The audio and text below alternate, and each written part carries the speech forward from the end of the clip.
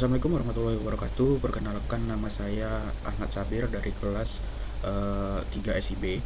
Nah, pada kesempatan kali ini saya akan mempresentasikan hasil analisis customer segmentation menggunakan metode RFM yang divisualisasikan dalam dashboard Tableau dengan menggunakan dataset Superstore.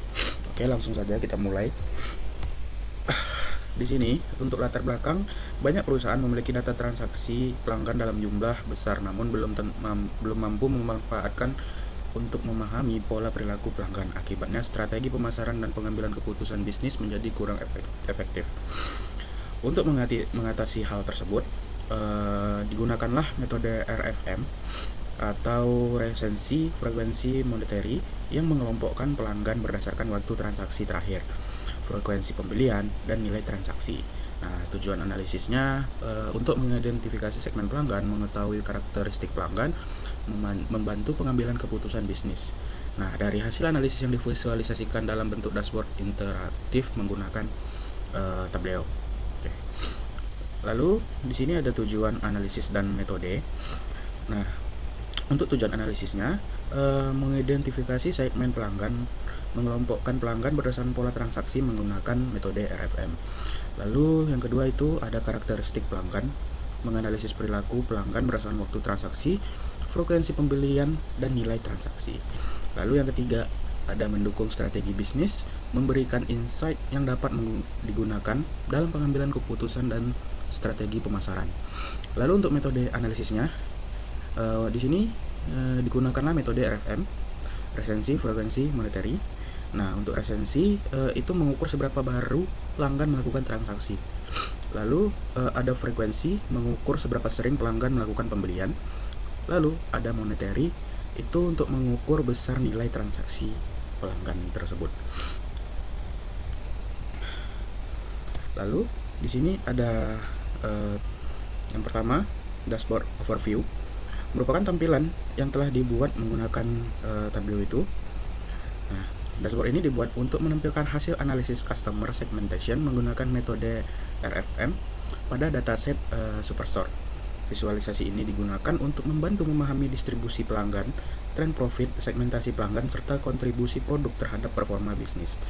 Nah, pada komponen-komponen dashboard itu ada mapping SC. Di sini menampilkan persebaran customer berdasarkan wilayah. Lalu SC trends menampilkan perubahan profit berdasarkan waktu. Lalu di situ ada count segment, menampilkan jumlah pelanggan pada setiap segmen. Lalu customer segment menampilkan daftar pelanggan berdasarkan nilai transaksi. Dan terakhir itu ada SC produk, menampilkan kontribusi produk terhadap segmen H. Oke, lanjut. Nah, di sini ada analisis persebaran customer. Pada visualisasi ini ditampilkan persebaran customer berdasarkan wilayah kota. Nah, visualisasi peta ini digunakan untuk menunjukkan persebaran customer berdasarkan wilayah pada dataset Superstore. Intensitas warna yang digunakan untuk menggambarkan kontribusi transaksi di masing-masing state sehingga memudahkan identifikasi area dengan aktivitas pelanggan yang lebih tinggi. Nah, untuk insight-nya di sini sebaran customer terdapat di beberapa state. Lalu beberapa wilayah menunjukkan intensitas transaksi yang lebih tinggi dibanding wilayah lain. Lalu yang terakhir ada state dengan warna yang lebih gelap menandakan kontribusi pelanggan dan aktivitas transaksi yang lebih besar. Oke. Lanjut kita ke slide 6. Di sini ada analisis trend profit. Nah, pada visualisasi ini menunjukkan perubahan profit selama periode tahun 2013 hingga tahun 2017 seperti itu. Nah, visualisasi trend ini yang digunakan untuk menunjukkan perubahan profit berdasarkan waktu selama periode tadi. Grafik ini membantu mengidentifikasikan pola kenaikan dan penurunan profit sehingga dapat digunakan untuk mengevaluasi performa penjualan secara keseluruhan. Lalu untuk insight-nya, profit mengalami fluktuasi selama periode 2013 hingga 2017. Terus insight yang kedua, terlihat lonjakan profit yang cukup tinggi pada akhir tahun 2016. Nah, di tahun 2016 di bulan November itu terlihat lonjakannya lumayan tinggi. Lalu di insight yang ketiga, beberapa periode menunjukkan nilai profit menurun hingga mencapai negatif. Nah, itu di tahun 2014 di bulan Juli mengalami penurunan, di bulan Maret 2015, di bulan November ada sedikit penurunan juga di bulan-bulan tersebut. Lalu performa penjualan masih belum stabil sehingga diperlukan strategi untuk menjaga konsistensi pertumbuhan profit. Selanjutnya di sini ada analisis segmentasi. Pada saat ini ditampilkan jumlah pelanggan berdasarkan hasil segmentasi menggunakan metode RFM. Nah, visualisasi segmentasi ini digunakan untuk menunjukkan distribusi jumlah pelanggan berdasarkan hasil klasifikasi metode RFM. Segmentasi ini membantu mengidentifikasikan kelompok pelanggan berdasarkan pola transaksi dan nilai kontribusinya terhadap bisnis. Nah, untuk insight-nya, yang pertama itu loyal customer menjadi kelompok pelanggan dengan jumlah terbesar. Terus insight yang kedua, base customer memiliki jumlah lebih sedikit namun memberikan kontribusi yang bernilai tinggi bagi bisnis. Lalu selanjutnya, di sini ada list top customer.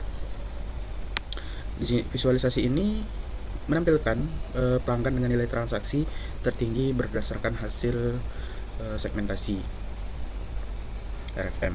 Nah, analisis ini digunakan untuk mengidentifikasi pelanggan yang memberikan kontribusi besar terhadap performa bisnis. Nah, untuk insight-nya, pelanggan dengan nilai monetary tinggi memberikan kontribusi besar terhadap performa bisnis. Terus insight yang kedua, kelompok pelanggan bernilai tinggi dapat menjadi target utama untuk strategi loyalitas dan retensi pelanggan. Selanjutnya, di sini ada analisis produk.